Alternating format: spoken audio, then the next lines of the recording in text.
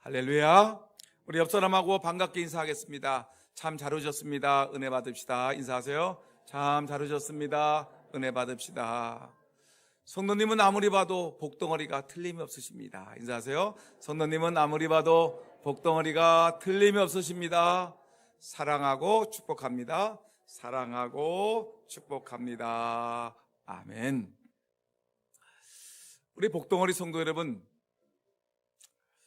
사람의 일생을 간단하게 요약을 하게 되면 사람들은 말하기를 생로병사라고 얘기를 합니다. 사람은 태어나고, 그리고 태어나자마자 늙고, 그리고 병들고, 그리고 죽는다.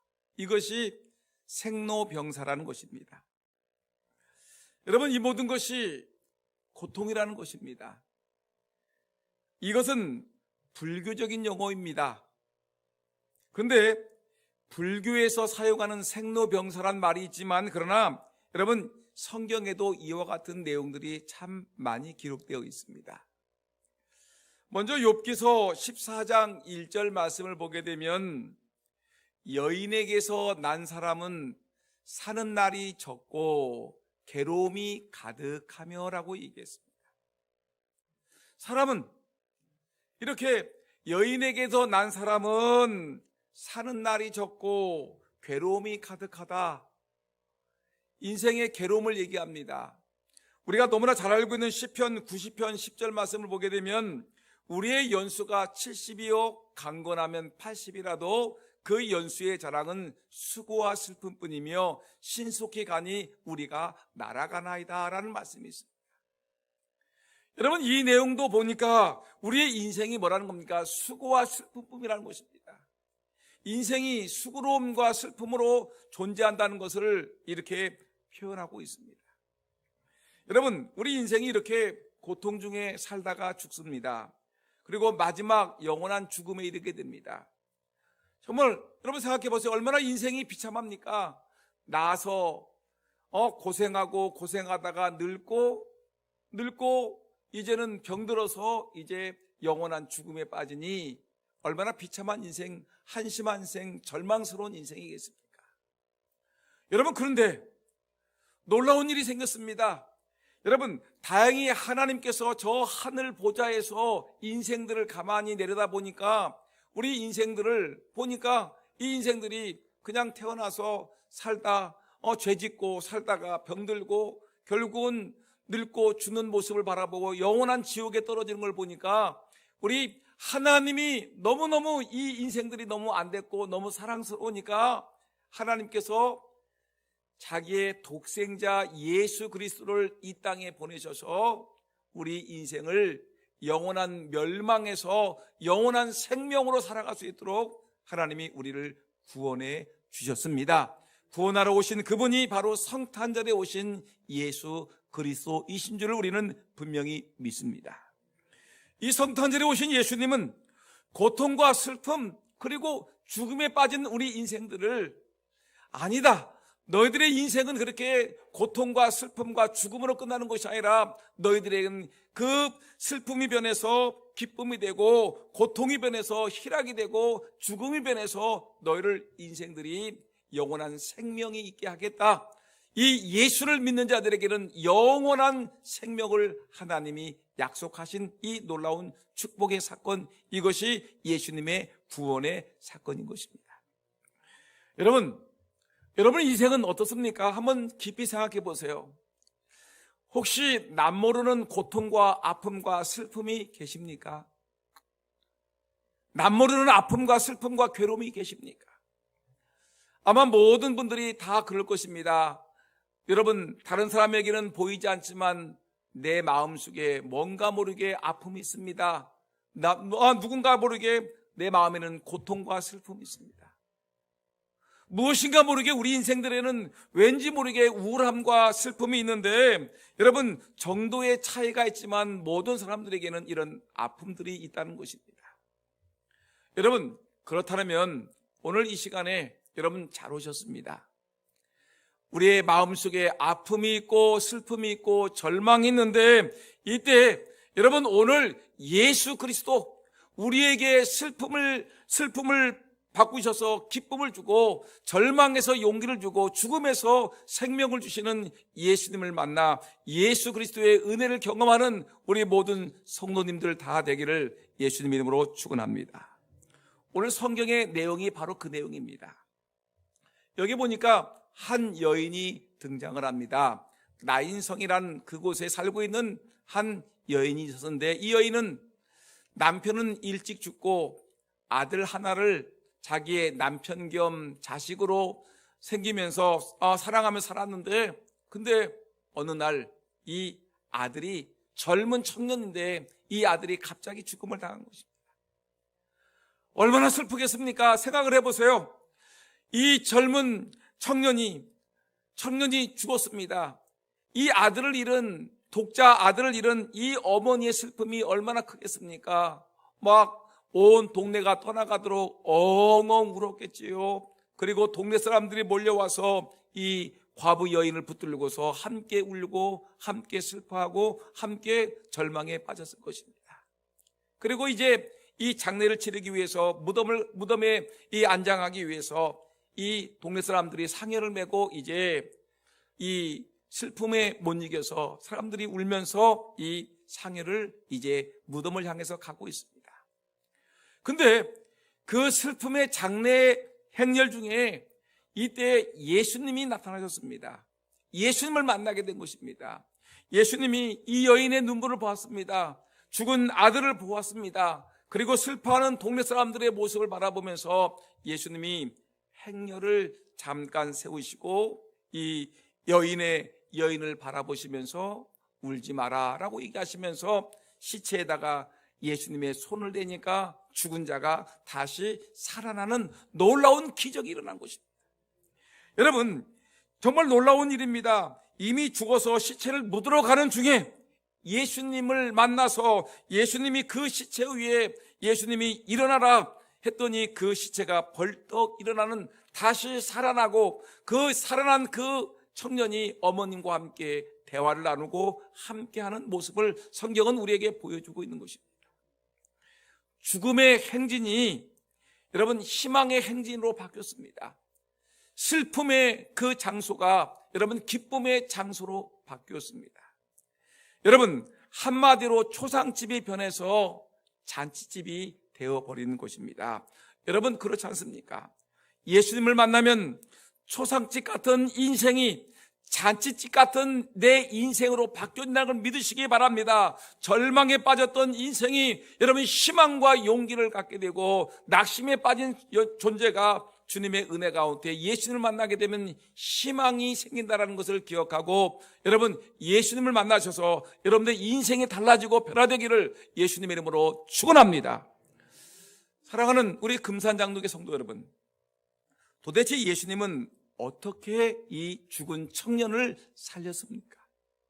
한번 우리가 오늘 성경 말씀을 통해서 한번 그 원인이 무엇인가, 예수님이 죽은 자를 살렸던 그 원인이 무엇인가, 그 요인은 무엇인가를 생각해 보자는 겁니다. 그러면서 우리는 이 시대에 이 땅에 많은 죽어가는 영혼들이 있는데 이 죽은 영혼들을 살리려면 우리는 어떻게 해야 되는가, 예수님의 모습을 본받으면서 우리도 예수님처럼 한번 살아보자. 예수님처럼 살게 되면 죽은 자를 살리는 놀라운 기적이 일어나지 않을까. 오늘 말씀을 통해 은혜 받고 여러분 침체에 빠진 영혼들, 잃어버린 영혼들, 죽어가는 영혼들을 살리는 저와 여러분 모두가 되기를 예수님의 이름으로 축원합니다. 그러면 예수님이 죽은 자를 살렸던 그 모습을 보면서 우리는 어떻게 해야지 이 땅에 있는 젊은이들을, 또 이 땅에 있는 많은 사람들을 살릴 수 있을까 생각해 봅니다. 가장 먼저 여러분, 사랑의 눈길을 보내야 사람이 살아납니다. 사랑의 눈길을 보내야 사람이 살아나는 것입니다. 사람은 감정이 있는 존재입니다. 어떤 사람은 괜히 미워지기도 하고, 어떤 사람을 증오하기도 하고, 어떤 사람을 원망할 수 있는 것이 사람입니다. 사람은 감정의 동물인 것입니다.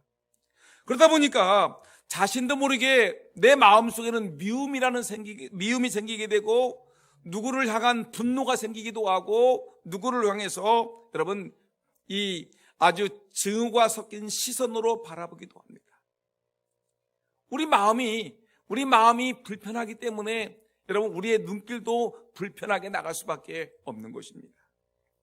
때로는 어떤 사람을 바라볼 때는 싸늘한 눈길로, 어떤 사람은 무서운 눈길로, 어떤 사람을 향해서는 여러분 또한 사랑의 눈길로 쳐다보는데, 싸늘하고 무서운 눈길을 받은 사람들은 그 마음에 상처를 입습니다. 상처를 받은 사람들은 낙심하고 좌절하고 불안하고 마음속에 불안함이 넘쳐나는 것입니다. 여러분, 근데 예수님은 우리에게 말씀합니다. 우리에게 말하기를, 얘들아, 너희는 형제를 미워하지 말아라. 형제를 사랑하라고 얘기합니다. 미움은 이웃을 죽일 뿐이고 동시에 자신의 생명도 시들게 하기 때문에 여러분, 미움의 독이 우리 육체와 영혼을 병들지 않게 하기 위해서 여러분 우리가 우리 마음을 다스리는 것이 매우 중요합니다. 누군가를 미워하면 그 미움이 우리의 기도를 방해하고 하나님과의 장벽을 만들어서 여러분들의 기도 응답을 방해하는 일을 하게 되는 것입니다. 우리 마음속에 미움이 가득하게 되면 여러분, 우리가 하나님께 기도를 해도 응답이 되지 않습니다. 미움이 가득하게 되면 여러분, 이웃에게 내가 아무리 좋은 말을 해도 여러분 그것이 전달되지 않는 것입니다. 그렇기 때문에 여러분, 사람을 죽이는 것이 미움이라면 사람을 살리는 것은 사랑이라는 것입니다. 다른 말로 하면 미움은 사람을 죽이는 것이지만 사랑은 사람을 살리는 것인 것입니다. 어떤 심리학자가 두 개의 화분을 갖다 놓았습니다. 그리고 같은 종류의 화초를 이렇게 심어놓고 같은 조건에서 이렇게 이 화초를 키우기 시작했습니다. 하나에게는 사랑의 눈길을 아침, 점심, 시간 날 때마다 화초를 바라보면서 사랑의 눈길을 퍼부었습니다. 그런데 또 하나의 화분에게는 미움과 증오와 분노의 눈길로 그 화초를 바라보았습니다. 그리고 오랫동안 이걸 주시하면서 관찰을 했습니다. 그런데 놀라운 일이죠. 여러분, 사랑의 눈길을 쳐다보았던 이 화초는 이 미움의 눈길로 바라봤던 화초보다 무려 4배나 더 오랫동안 이 생명을 지속했다라는 이런 통계가 나오는 걸 볼 수 있습니다. 말 못하는 화초도 사랑의 눈길을 주었을 때 이것이 그렇지 못한 화분보다 여러분 무려 4배나 생명의 연장이 되었다는 것을 바라볼 때 여러분, 우리가 사랑의 눈길로 사람을 쳐다본다는 것이 얼마나 중요한 것인가를 우리에게 보여주고 있는 실제 예가 되는 것입니다. 여러분, 오늘 본문을 말씀 보세요. 오늘 본문 보니까 예수님께서 죽은 청년을 어떻게 살리셨습니까? 오늘 본문 13절 많이 보니까 이렇게 얘기합니다. 주께서 과부를 보시고 불쌍히 여기사 울지 말라 하시고라고 얘기했습니다. 예수님이 말씀하셨습니다. 그 슬피 울리고 있는 그 어머니 과부를 바라보시면서 예수님이 불쌍히 여기는 눈토리를 가지고 이 여인에게 울지 말아라, 울지 말아라가 주님께서 말씀하고 있는 것입니다. 여러분, 예수님의 눈길은 어떤 눈길이냐면 그 여인을 불쌍히 여기는 눈길, 사랑스러운 눈길로 그 여인을 바라보셨습니다. 여기서 불쌍히 여기사라는 이 말은 뭐냐면 가엾게 여기시는 눈길을 얘기합니다. 측은히 여기는 눈길을 얘기합니다. 사랑의 눈길을 얘기합니다. 여러분, 우리가 미움의 눈이 아니라, 무관심한 눈이 아니라 가엾게 여기시는 눈, 사랑이 담긴 눈으로 이 예수님께서 이 어머니를 바라보셨습니다. 여러분, 사랑하는 외아들을 잃어버리고 절망하며 큰 슬픔에 잠긴 여인을 이해하며 불쌍히 여기시고 사랑이 가득 담긴 눈으로 바라보시는 예수님과 이 여인이 눈이 마주쳤을 때 여러분, 여인이 얼마나 여러분 기뻤겠습니까? 내가 지금 아들을 잃어서 절망에 빠져 있는 이 순간에 예수님의 능력의 하나님께서 나에게 오셔서 나에게 사랑의 눈길로 나를 쳐다보시면서 울지 말라고 얘기하시니 여러분, 그것이 얼마나 기쁨이 되고 얼마나 희망이 되고 용기가 될 수 있겠습니까?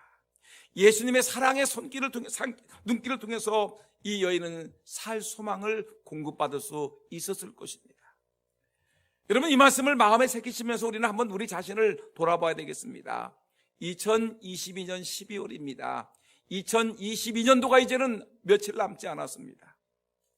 우리는 2022년도가 다 가기 전에 우리 주변에 있는 잃어버린 양들을 찾아 그들을 구원하기 위해서 우리 그리스도인들은 어떻게 해야 될까를 한번 생각해보는 이런 날이 되지 않겠습니까? 우리 주변에는 잃어버린 양들이 너무나 많습니다. 잃어버린 우리 주일학교 아이들이 너무나 많습니다. 잃어버린 중고등부 학생들, 잃어버린 청년들, 잃어버린 구역 식구들, 잃어버린 여러분 전도회 회원들이 얼마나 많은지 여러분 셀 수가 없을 정도로 우리 주변에는 잃어버린 양들이 너무나 많습니다. 여러분, 이 잃어버린 양들을 좀 우리가 사랑의 눈길로 이들을 바라봐야 되지 않겠습니까? 무관심한 눈길로 이들을 외면하는 것이 아니라, 여러분, 그들의 미움의 눈으로 그들을 바라보는 것이 아니라, 잃어버린 영혼들, 이들이 이렇게 방치되어 있다가는 이들이 언젠가는 맹수에 의해서 죽을 수 있을 텐데, 낭떠러지게 떨어질 수 있을 텐데, 이들이 오늘 밤을 지내게 되면 이들이 큰일 날 수 있을 텐데 하면서, 여러분, 이들을 잃어버린 영혼들에 대한 사랑의 눈길을 가지고 이들을 바라보게 되면 어떻게 하든지 이들을 구원하려고 하는 그런 마음이 생기지 않겠습니까? 여러분, 사랑만이 유일한 해답입니다. 근데 우리가 어떻게 사랑을 직접 나눌 수 있겠습니까? 우리가 무엇보다도 먼저 그들에게 사랑의 눈길을 주는 것이 매우 중요합니다. 우리가 사람들을 미워하는 눈이 아닌 사랑이 가득 담긴 눈으로 바라봐야만 되는 것입니다. 죽어가는 이가 있다면 불쌍히 여기고 사랑이 가득 담긴 눈으로 바라보야만 되는 것입니다. 세상을 미워하는 눈, 시기하는 눈, 무관심한 눈, 의심하는 눈만을 대하던 이들이 우리 예수 믿는 성도들이 찾아가서 사랑의 눈길로 이들을 바라보고 불쌍히 여기는 마음으로 이들을 진심으로 걱정하는 마음으로 이들을 돌아볼 때에 자신을 바라보는 이들을 만나면 이들은 분명히 감동을 받을 것입니다. 아무개 집사님이 나를 찾아와서 나를 사랑의 눈길로 나를 안타깝게 여기는 마음을 가지고 나를 이렇게 사랑의 눈길로 나를 쳐다보면서 나에게 말해주는구나 라고 생각할 때 여러분 얼마나 감동이 되겠습니까? 여러분, 예수님의 그 사역을 가만히 보게 되면 예수님의 사역은 언제든지 그 사역을 하기 시작한 때 사랑의 눈길로 먼저 이 모든 것을 바라보시고 그 다음에 기적과 능력을 베푸시는 것을 성경은 우리에게 분명히 보여주고 있습니다. 마태복음 14장을 보게 되면 예수님께서 병든 자를 고치는 내용이 나옵니다. 근데 그 14장 14절 내용을 보니까 예수님께서 배에서 내려서 큰 무리를 보시고 라고 했죠. 큰 무리를 보시고 그들을 불쌍히 여기시고 그들 가운데 앓는 사람들을 고쳐주시니라. 오늘 본문에 예수님께서 아들을 잃어버리고 죽고 슬피 울고 있는 이 여인을 예수님이 보시고 불쌍히 여기셔서 죽은 자를 살리셨듯이 병든 자를 보시되 큰 무리를 보시고 그들을 불쌍히 여기시고 앓는 자들을 고쳐주셨다. 여러분, 마태복음 15장이나 마가복음 8장을 보게 되면 예수님께서 물고기 2마리와 떡 5개 오병이어 사건을 가지고 물고기 2마리와 떡 5개를 가지고 베세다 광야에 모여있는 5,000명을 먹이는 놀라운 사건을 봅니다. 이때 예수님이 뭐 했습니까? 이들이 굶주린 것을 보시고 이들을 불쌍히 여기시고 길 잃어버린 양과 같은 이들을 바라보면서 목자 없는 양 같은 이들을 바라보면서 예수님이 그들을 불쌍히 여기시고 이들을 어떻게 합니까? 이들에게 떡을 먹이시고 이들에게 고기를 먹이시는 것을 성경은 우리에게 말씀하고 있습니다. 여러분, 기억하셔야 됩니다. 이처럼 예수님의 사역의 가장 큰 동기는 사람을 불쌍히 여기는 눈길이라는 것입니다. 오늘 이 자리에 계신 우리 사랑하는 우리 금산 장로교회 성도 여러분 무슨 일을 하든지 어떤 일을 하든지 간에 여러분 늘 모든 일을 사람들을 불쌍히 여기는 눈길로 바라보는 그런 은혜가 있기를 주의 이름으로 축원합니다. 사랑의 눈길로 모든 것을 바라보셔야 됩니다. 예수님이 하늘 영광 보좌를 버리고 이 땅에 오셨습니다. 요한복음 3장 16절 보니까 하나님이 세상을 이처럼 사랑하사 독생자를 주셨으니 이는 그를 믿는 자마다 멸망하지 않고 영생을 얻게 하려 하십니다. 하나님이 예수님을 이 땅에 보내신 이유가 뭐냐? 우리를 구원하신 이유가 뭐냐? 하나님이 세상을 이처럼 뭐했다? 사랑하사.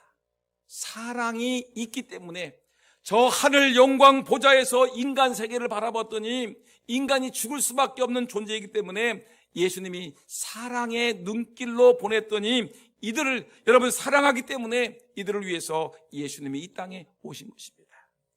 우리 교회 여러분 또 우리 주변을 보게 되면 여러분 우리 마음에 들지 않는 사람들이 참 많이 있습니다. 내 생각과 상대방의 생각이 똑같을 수가 있습니까? 내 마음과 저 사람의 마음이 똑같을 수 있습니까? 내 마음과 같으면 좋고 내 마음과 틀리면은 우리는 그 사람을 싫어하고 그 사람과 여러분 멀어지려고 하는 것이 우리 인간의 모습입니다. 그러면 여러분 오늘 우리가 하나님 앞에서 예배를 드리는데 예배 드리는 사람들이 다 내 생각과 똑같지 않을 것 아니겠습니까? 여러분 내 생각과 좀 다른 사람이 있어요. 내가 보기에 좀 부족한 사람이 있어요. 내가 보기에 내 마음에 들지 않는 사람이 있어요. 여러분 그렇지만 여러분 그 사람을 바라볼 때 우리가 예수님의 사랑의 눈길같이 여러분 사랑의 눈으로 그를 바라보면서 그에게 여러분 예수 그리스도의 사랑을 던져줄 수 있는 저와 여러분 모두가 되기를 주의 이름으로 축원합니다. 사랑의 눈길이 우리에게는 매우 중요하다는 것입니다. 그 다음에 여러분 예수님이 이 젊은 청년을 살렸던 모습을 보면서 우리도 이 땅에 죽어가는 영혼들을 살리기 위해서 우리가 해야 될 일이 무엇이냐면 사랑의 손길을 보내야 사람이 살아납니다. 따라합시다. 사랑의 손길. 사랑의 손길이 필요한 것입니다. 이 청년이 살아났습니다. 예수님이 지나가는 이 행여를 붙들고서 예수님이 이 여인에게 여인아 울지 마라라고 예수님이 얘기하셨죠. 그리고 그 시체의 관에다가 예수님이 손을 얹고 이 청년에게 여러분 이 청년에게 청년의 무덤에다가 관에다가 손을 대셨습니다. 14절 말씀 보니까 예수님이 가까이 가셨습니다. 그 장례 행렬에 가까이 가셨습니다. 가까이 가서 그 관에 손을 대시니 맨자들이 서는지라 예수께서 이르시되 청년아 내가 내게 말하노니 일어나라. 예수님이 말씀하셨습니다. 여러분 당시에 유대인들은 두 가지를 절대 만져서는 안 되는 것입니다. 첫째는 나 환자를 만지면 문둥병자를 만지면 안 됩니다. 두 번째는 죽은 시체를 만져서는 안 됩니다. 유대는 이 두 가지 중에 하나라도 만지게 되면 이 사람들은 뭐라고 하냐면 부정하다라고 얘기하고 그리고 이 사람을 반드시 격리시켜야 됩니다. 우리가 코로나19에 걸리게 되면 여러분 어떻게 합니까? 격리되지 않습니까? 예배당에 나오고 싶어도 예배를 드리지 못하지 않습니까? 부정하게 되어 격리되는 것 같이 여러분 이렇게 나병 환자를 만난다든가 죽은 시신을 만지게 되면 성전 예배도 참여할 수가 없게 되고 그리고 주어진 사역도 감당할 수가 없게 되어 있습니다. 율법이 그렇게 철저하게 금지하고 있었습니다. 그런데 여러분 예수님은 이런 율법이 있음에도 불구하고 예수님은 시신을 만졌습니다. 예수님은 나은 자를 만났습니다. 그리고 지금 죽은 시체가 담긴 그 관을 예수님은 만지시는 것입니다. 여러분 율법이 금지 사항인데 왜 예수님이 이 죽은 시신을 만졌을까요? 그것은 죽은 자를 살리려고 예수님이 만지신 것입니다. 따스한 사랑의 손길을 느끼게 해주려고 예수님이 만지셨습니다. 예수님의 사랑의 손길이 닿자 죽은 자가 벌떡 일어나는 놀라운 기적이 일어나게 되었습니다.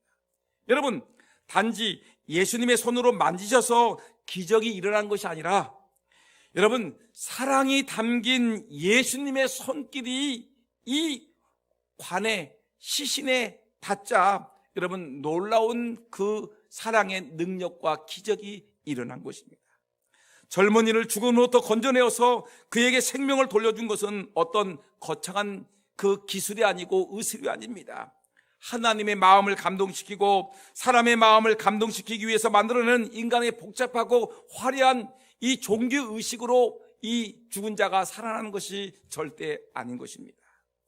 젊은이를 다시 살게 만드는 것은 예수님의 불쌍히 여기는 따스한 손길이, 따스한 사랑의 손길이 이 젊은이를 살아나게 만든 것입니다. 예수님의 불쌍히 여기는 마음이 담긴 그 손길이 죽음의 세력을 이기고 생명을 찾게 만드는 핵심적인 요건이라는 것입니다. 여러분, 예수님이 이렇게 이제 전도하기 위해서 또 말씀을 전하기 위해서 이 마을로 가게 되게 되면 이 어린아이들이 예수님을 만나기 위해서, 예수님의 품에 안기기 위해서 많은 어린아이들이 몰려들기 시작합니다. 근데 제자들이 이 예수님에게 몰려드는 이 어린아이들을 막지 않습니까? 애들은 가라라고 하지 않습니까? 근데 예수님이 그 모습을 보면서 예수님이 화를 내셨습니다. 내게 오는 어린아이들을 막지 말아라, 예수님이 말씀하셨습니다. 그리고 예수님은 자기에게 달려드는 어린아이들을 다 예수님은 끌어안으셨습니다. 끌어안으시고 사랑의 손으로 끌어안으시고 사랑의 손으로 안수하시며 이들의 장래를 위해서 예수님이 축복해 주시는 모습을 볼 수가 있습니다. 여러분, 바로 이것입니다.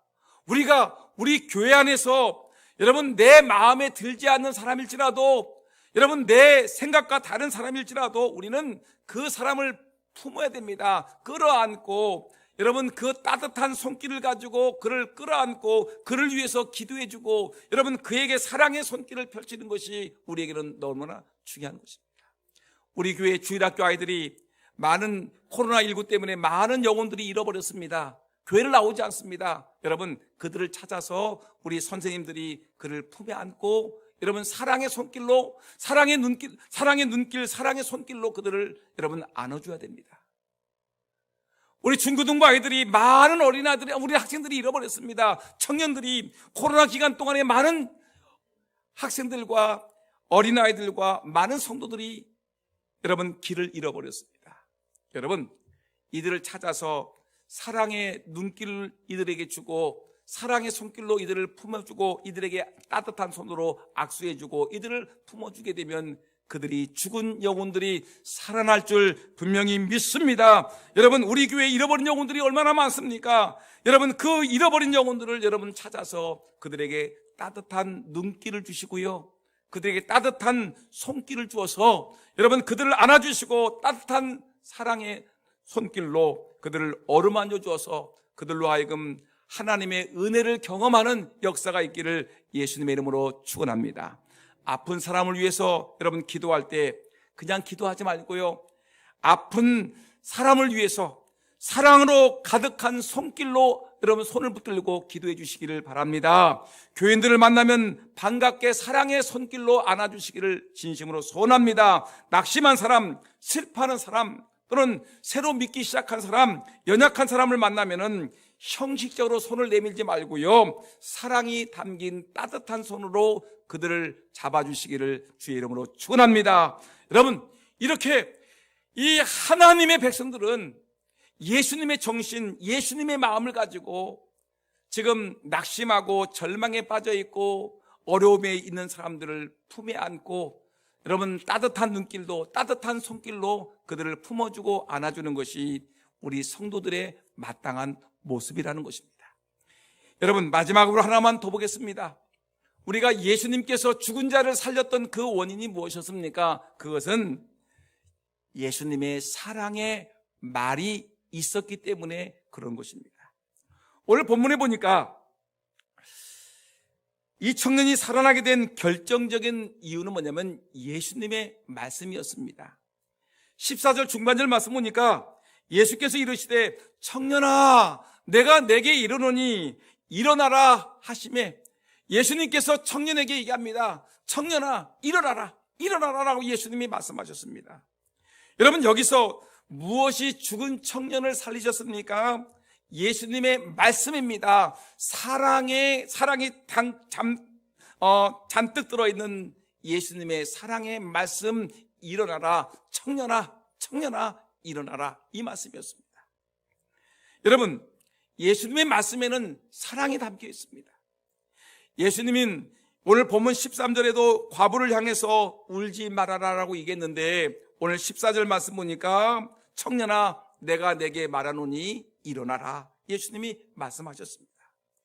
이미 죽어서 모두들 다 끝났다고 얘기합니다. 근데 예수님은 죽은 청년을 향해서 일어나라고 말씀하셨습니다. 절망과 낙심 속에 있는 사람들에게 사랑이 담긴 언어로 청년아 일어나라 라고 예수님이 말씀하신 것입니다. 여러분, 우리가 이렇게 이 말 한마디를 할 때 우리가 절망의 언어로 쓰지 않고, 우리가 낙심하는 용어를 쓰지 아니하고, 여러분 희망과 용기가 있는 사랑의 언어로 말을 하면 얼마나 좋겠습니까? 이 죽일 놈아, 이 망할 놈아, 이 저주받을 놈아 라고 여러분 자녀들에게 말하지 말고요, 우리 자녀들에게 따뜻한 사랑의 말을 해주면 얼마나 좋겠습니까? 내 아들, 내 딸들, 내 손주들에게, 우리 구역 식구들에게, 우리 주일학교 어린 생명들에게, 우리 학생들에게, 청년들에게 여러분 따뜻하게, 이들을 따뜻한 눈길로 이들을 바라보고 따뜻한 손길로 어루만져 주시고 따뜻한 말 한마디를 해주게 되면 여러분 얼마나 좋겠습니까? 이것이 예수 믿는 사람들의 삶의 모습이 아니겠습니까? 여러분, 예수님의 사랑의 모습을 보니까 요한복음 11장에 보니까 나사로가 죽었습니다. 죽어서 이미 무덤에 장사되었고 냄새가 난다고 얘기를 합니다. 근데 예수님은 그들을 불쌍히 여겼습니다. 마리아와 마르다의 눈물을 보시며 예수님도 우셨습니다. 슬퍼하시면서 그들을 불쌍히 여기시면서 예수님이 말씀하셨습니다. 나사로야 나오너라. 사랑의 외침입니다. 나사로가 무덤을 열고 나왔습니다. 여러분, 마가복음 5장에 보게 되면 회당장 야이로의 딸이 죽었습니다.